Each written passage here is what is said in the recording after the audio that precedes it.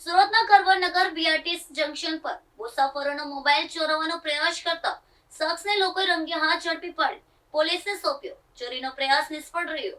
સુરતના કરવરનગર BRTS junction પરથી mobile ચોરીના પ્રયાસની એક ઘટના સામે આવી છે.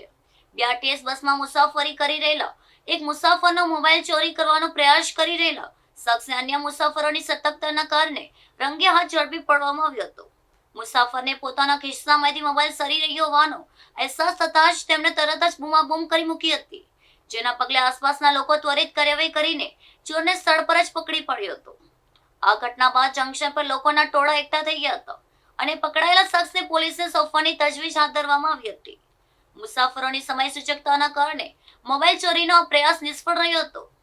પોલીસે આ મામલે ગુનો નોંધીને પકડાયેલા આરોપીઓ સામે કાયદેસરની કાર્યવાહી હાથ ધરી છે. આ સાથે જ બીઆરટીએસ બસ અને સ્ટેશનો પર મુસાફરી કરતા લોકોને પણ પોતાના કિંમતી સામાન પ્રત્યે સતર્ક રહેવા અપીલ કરવામાં આવી છે.